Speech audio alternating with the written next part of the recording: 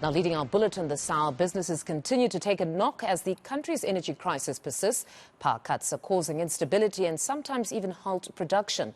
One of those is a seafood retailer in Sunning Hill, which is losing tens of thousands of rands. eNCA senior reporter Aviwe Mtila is speaking to the owners and joins us now with the very latest. Good morning, Aviwe. So the owners are really struggling with the constant power cuts. Just talk to us about their ordeal.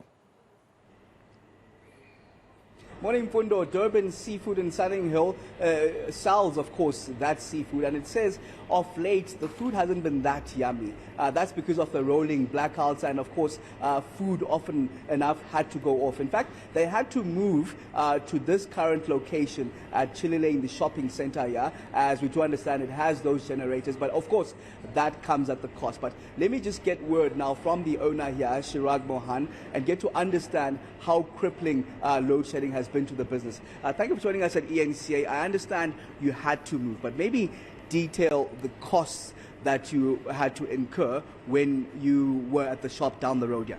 Hi, Aviwe. Thank you so much. So with regards to the move, the center that we were in never had a generator, and that has an effect on us because our products are such that very sensitive and we cannot afford to let them defrost in any sense of the word. All our freezers are kept at minus 18 upwards, up to 22, 23 degrees to ensure that our seafood is frozen at all times. And during the last stage 6 bouts, during the November, December period, we lost a lot. So that is why we had to decide whether we close our doors or move on to a center that actually allows us or offers us a generator. So we've since moved 3 weeks in our new store. But just to take you through the goods that we have here, these are of our higher range goods, and like a box of king prawns, for example, will cost you anything close to 500 to 600 rand. These prawns here, during our load shedding stage 6 specifically, we lost about 6 to 7 cases of those. Then we move on to our export items. These are your export crayfish tails, langoustines, and some Mozambican king prawns. These items here, close to 50, 60 grand during that whole stage 6 load shedding.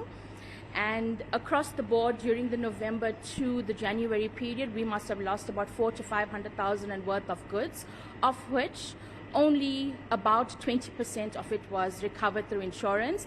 The rest, we are now taking the responsibility of trying to recover it on our own and hoping that the new shop actually does that for us. 400,000 to 500,000 rand of goods during November and January alone. One of the thousands of businesses, of course, that have been struggling. Now you've moved to this new center. Does that come at a cost? Oh, absolutely. Initially, we had to budget around the seafood that we sold to meet our bills, our rental statements, our staff wages, for us to live daily. And ever since we moved into the center, our rent has doubled. Yes, we pay for generator, fuel costs, and that type of thing. But we had to bring in a small range of processed meats. We had to bring in an offal range. We had to bring in a chicken range. We had to bring in a pastry range to cover that shortfall in rent and to ensure that we meet our bills on a monthly basis. Are you making profit at all, myself? Well, we're here for 3 weeks.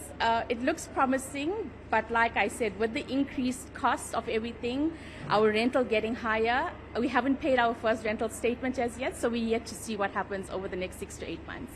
Okay, and of course, we're edging closer to 2 o'clock where we're expecting the finance minister to detail the budget. You, one of the thousands of small businesses around, what would you like to hear from the finance minister, maybe in assisting the shop in any way? So as it stands, the interest rates affect us quite drastically because we've got HP purchases where we had to get a vehicle in order to commute our goods in a safe and a proper manner. We've got bonds that we currently pay towards. We've got families that we feed who we cannot let go of because they are the heart and soul of our business. And yeah, I mean, as of now, we'll be paying a lot for fuel costs. So with running the generator, so if we can get some sort of fuel rebates, tax rebates, something to help small businesses, because at the moment, I mean, I'm not the only one. I speak on behalf of many other small businesses. Whether you're a beauty parlor, a takeaway, a mechanic, everyone's suffering the consequences of load shedding as we stand. All right, thank you very much, Shirag.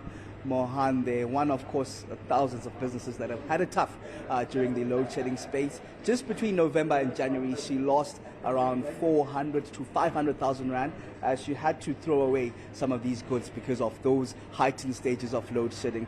She's trying to get back on her feet. That's coming at a cost. The shop that she's moved to recently, 3 weeks in business, has come at double the rent.